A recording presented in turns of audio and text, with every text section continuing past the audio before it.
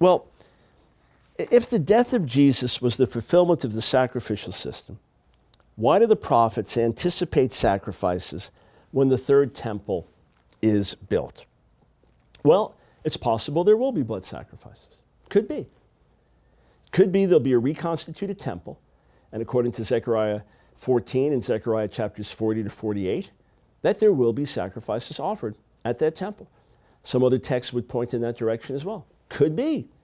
You say, well, how could that be if the Messiah's blood was once for all and Hebrews says that we don't need the sacrifices anymore? Oh, the simple answer would be the sacrifices that were offered before his death pointed towards his death. The sacrifices that are offered after his death point back to his death. Many Jews are familiar with what Christians do with so-called communion or the Lord's Supper or the Eucharist, eating the bread, unleavened bread in most cases, and most congregations have it, eating the bread, drinking the wine or grape drink. What does it do? It reminds us, 1 Corinthians 11, we show the Lord's death until he comes. So this reminds us of what he did back at the cross. Well, some say that there will be future animal sacrifices that will remind us of the Messiah's death, just as the sacrifices before pointed towards him. Could be, but not necessarily. So I leave that as an option, and if that's the case, that's the case. But I question it for several reasons. I wonder if any of these are metaphorical expressions for worship, for adoration, for service. I wonder when the book of Jeremiah tells us that there'll be thanksgiving offerings and the rabbinic traditions that say that in the world to come there will be sacrifices, but only thanksgiving. In other words, it won't be atonement sacrifices anymore. I wonder if there could be some truth to that understanding and interpretation, and that's what Jeremiah was actually saying. You say, yeah, but in Ezekiel 40 to 48, it does talk about sin and sacrifices for sin, so how could that be? Well, here's my question.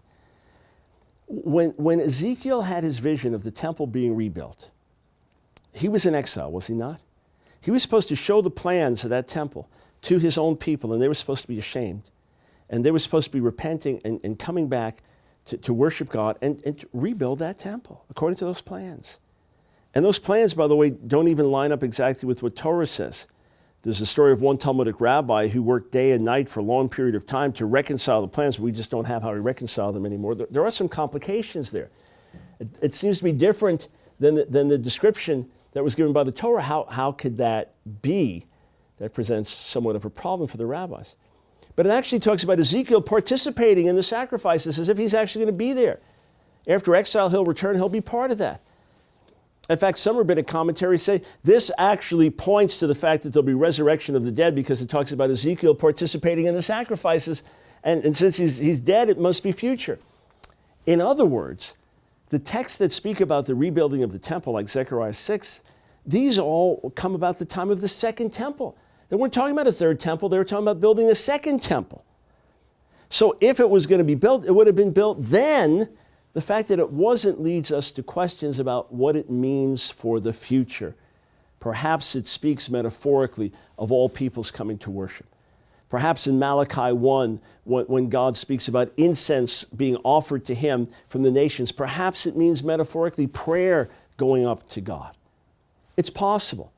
All I would say is that these texts have difficulties, be it for rabbinic Jews or for Messianic Jews. So could be there'll be future animal sacrifices that look back to what the Messiah did, as the earlier ones looked ahead to what he would do, except we have even more clarity on it now. Or it could be that these are images and prophetic metaphors for that which is to come in terms of worship and forgiveness and approach to God. And that would be in keeping with other prophetic language that we don't necessarily expect to see fulfilled physically, literally. Here, the New Testament also makes reference to the idea that we become a temple, that we become a spiritual temple. Paul writes about it in Ephesians 2. Peter writes about it in 1 Peter 2. Paul alludes to it as well in 1 Corinthians, the 3rd chapter, speaking of us corporately, that we are the temple of the living God, and God dwells among us by his Spirit. And then Hebrews 13 says that we function as priests now, offering up thanksgiving and praise, the sacrifice of praise and thanksgiving to God. So could it be that these images are prophetic images to be understood metaphorically? It could be. So however it works out, it works out. I just want to say that there are other options to this as well.